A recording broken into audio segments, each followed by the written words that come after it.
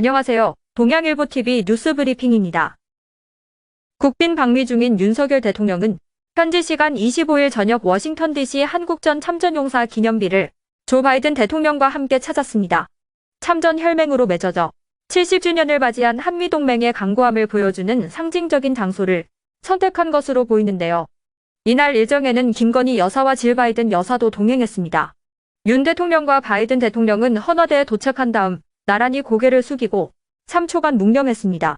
윤 대통령은 이날 국빈 방미 기간 중 바이든 대통령을 처음으로 대면했는데요. 지난해 11월 캄보디아, 인도네시아 순방 당시 바이든 대통령과 만난 이후 6개월 만입니다. 한미동맹 70주년을 기념하는 친교 일정을 통해 한미 정상회담에 앞서 정상 간 친분을 다지겠다는 취지로도 보입니다. 윤석열 대통령의 미국 국빈 방문을 계기로 현지 시간 25일 워싱턴 DC 월도프 아스토리아 호텔에서 한미 양국 기업 기관 대표 45명이 참석한 가운데 첨단산업 청정에너지 파트너십 행사를 열고 배터리, 로봇 등 첨단산업과 원전, 수소, 에너지 등 다양한 분야에서 23건의 업무 협약을 체결했습니다. 분야별로는 배터리, 바이오, 자율주행차 등 모두 13건인데요. 이번 MOU 체결을 계기로 한미 양국의 연구소, 공공기관들은 공동연구, 인력 교류, 제품 개발 등 다양한 협력을 추진하게 됩니다. SK하이닉스가 반도체 불황 여파로 올해 1분기에만 3조 4천억 원이 넘는 적자를 기록했습니다. SK그룹 편입 이후 사상 최대 손실인데요. 매출은 5조 881억 원으로 작년 동기 대비 58.1% 감소했고 순손실은 2조 5,855억 적자로 돌아섰습니다. SK하이닉스 청주 공장 관계자는 메모리 반도체 다운턴 상황이 1분기에도 지속되며 수요 부진과 제품 가격 하락 추세가 이어져 전분기 대비 매출이 감소하고 영업손실은 확대됐다고 설명했는데요.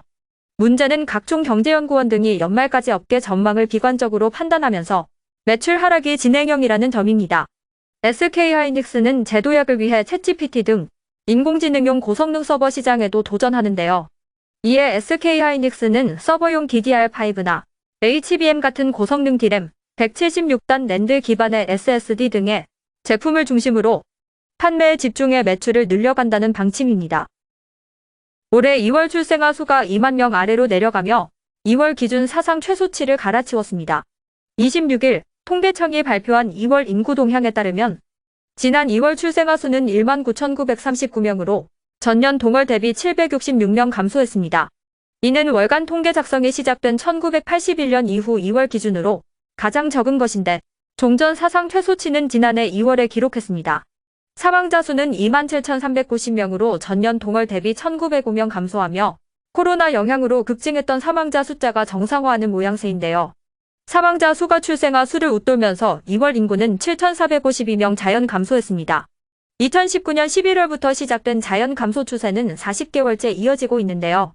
2월 혼인 건수는 지난해 같은 달보다 16.6% 늘었는데 사회적 거리두기 조치 완화와 일상 회복에 따른 영향으로 분석됩니다.